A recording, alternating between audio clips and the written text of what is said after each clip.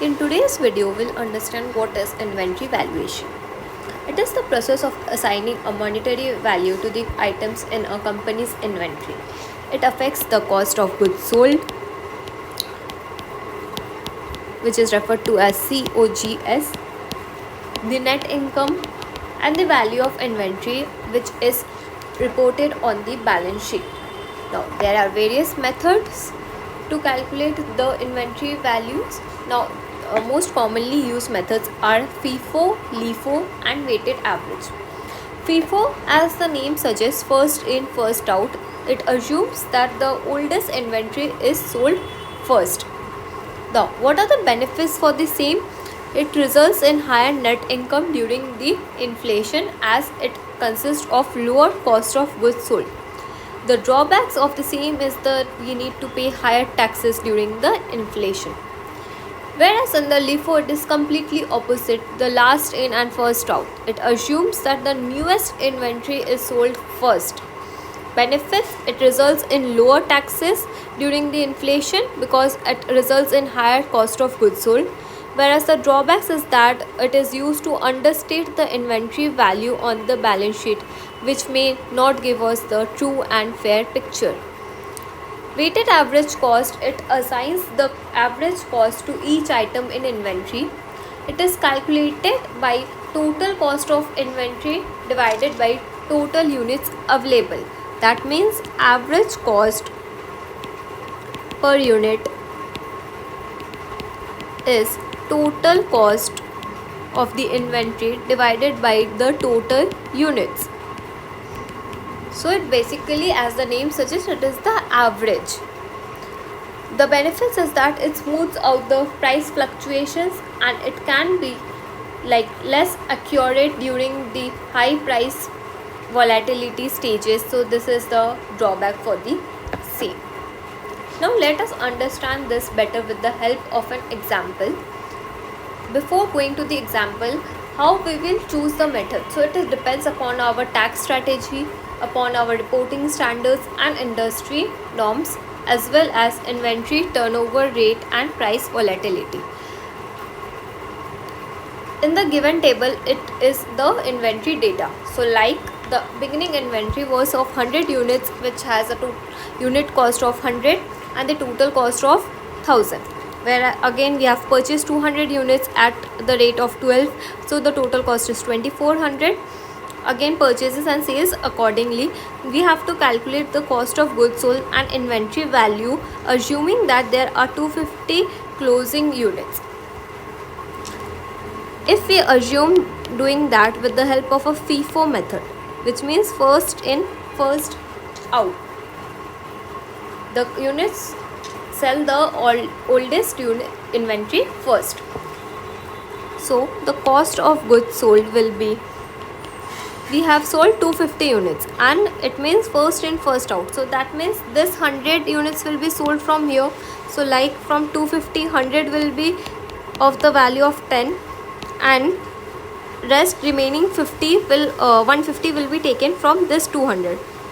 So which was of 12 at the rate 12. That means this is 1000 plus 1800, which gives us 2800. Now the closing value of inventory will be, so 250 is gone, so like here 50 is remaining because from this minus 150 only 150 units were sold. So 50 or at the rate 12 and this 100 units is completely unsold, remaining lying in our stock. So it gives us 600 plus 1400, that is 2000. I hope that this is clear. Now if we solve the other one, that is the same thing with the help of the LIFO method. So as the name suggests, LIFO, last in, first out. Here the last unit will be sold first. So cost of goods sold will be, we need to sell 250 units. From that, this is the last one, last lot. So 100 units at the rate 14 and remaining 150 will be taken from this one. So 150 at the rate of 12, which gives us 1400 plus 1800, that is 3200. Here also closing inventory will be from the ones which are remaining, that is 50 units at the rate of 12 and 100 units at the rate of 10, which are unsold. So basically it will give us 600 plus 1000, that is 1600. Now coming to the last method, which is weighted average cost. So first we will find out what is the total cost of all the units. So the total cost of all the units is the sum total of this, which is 1000 plus 2400 plus 1400, 1000 plus 2400 plus 1400, which gives us 4800. Now the total units were opening units plus of purchases. So this is this one. The addition of cost was this. The addition of total units will be this. So it is 100 plus 200 plus 100, that is 400 as total. 100 plus 200 plus 100, that is 400. As per the formula, the average cost was total cost divided by total units, that is nothing but 4800 divided by 400, that is $12. Now cost of goods sold and closing inventory can be calculated with the help of number of units. So basically cost of goods sold will be, we have sold how many units? We have sold 250 units.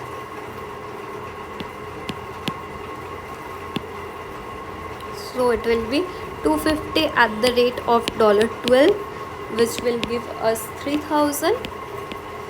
Whereas the closing inventory was, we had the opening units as 100, then purchases 200 and 100, that got us 400 units. Now 400 less of 250, because 250 are sold, which gives us 150 units are still lying with us. 400 minus 250 at the rate of 12, because we are assuming at weighted average cost method, which gives us 150 into 12, which is $1800. So this was the way which we solved for calculating the value of the cost of goods sold and the value of closing inventory. Thank you.